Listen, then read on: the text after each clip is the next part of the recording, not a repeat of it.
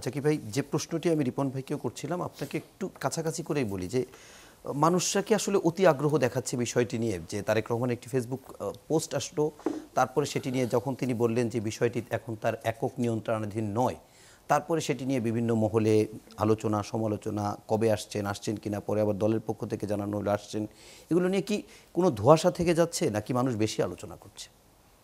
ধন্যবাদ আপনাকে এবং আমার বড় ভাই রিপন ভাই আর আপনার এই চ্যানেল 24-এর দর্শক শ্রোতা।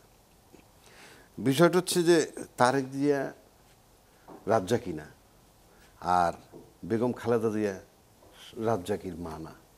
অর্থাৎ এরা দুইজন মানুষ কোনো সিম্পল মানুষ না, একদমই না।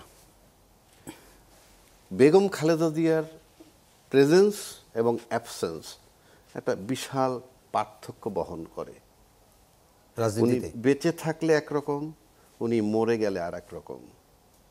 মানুষ সবাই মরবে, সেটা ভিন্ন কথা, কিন্তু উনি যে অবস্থাটায় আছেন, ওনার বিষয়টা নিয়ে যখন আমরা ক্লিয়ার কিছু জানতে পারতেছি না, তার মানে এটাই ফ্যাক্টর যে ওনার মৃত্যুর সংবাদে, ফিরে আসার সংবাদে তো ভালো হবে সেটা আমরা জানি, মৃত্যুর সংবাদে কি হয় পরিস্থিতি সেটা অবশ্যই ভাববার বিষয়। আর ভেরি সিম্পল, যেটা একটু আগে বললেন আপনার প্রতিবেদক, যে চীন থেকে একটা টিম আসছে, এয়ার অ্যাম্বুলেন্স বিশেষজ্ঞ, এবং তাদের রিপোর্টের ভিত্তিতে তারেক জিয়ার আসা না আসা অনেকটা ডিপেন্ড করে। বলতে চাইছেন যেটা, যে ওরা যদি ক্লিয়ারেন্স দেয় যে না নেওয়া যেতে পারে, তাহলে সে ওখানে অপেক্ষা করবে। কিন্তু প্রশ্নটা আপনাকে তার আগে ভাবতে হবে ডেথটা কি। Death is a command of Almighty. এই কমান্ডটা যখন আসবে তখন আপনার মৃত্যু। এনে ডাক্তার যত চিকিৎসা করুক, ওই কমান্ডটা না আসা পর্যন্ত শি উইল সার্ভাইভ। আরও সিম্পল লজিক যদি আসেন, death is nothing but separation of body and soul. এখন আমি এরকম ঘটনাও পাইছি যে আপনি সিঙ্গাপুর বা ব্যাংককে গেছে চেক আপ করাইতে, সকালবেলা চেক আপের রিপোর্ট দিলে এভরিথিং ইজ ওকে, বিকেলবেলা ফ্লাইটে এসে ইমিগ্রেশন ক্রস করার পর হি ওয়াজ ওয়েটিং ফর বোর্ডিং, এবং ওইখানেই হার্ট অ্যাটাক করে মারা গেছে।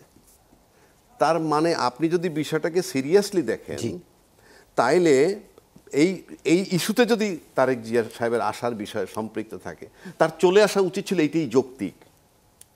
চায়না কালকে রিপোর্ট দিল, Chinese doctor, he is okay, যে চলে যান, আপনি বিদেশে যেতে পারবেন, ফর এক্সাম্পল, তর্কের খাতিরে বলছি। জি, তারপরে তার পলকে মৃত্যু হয়ে যেতে পারে।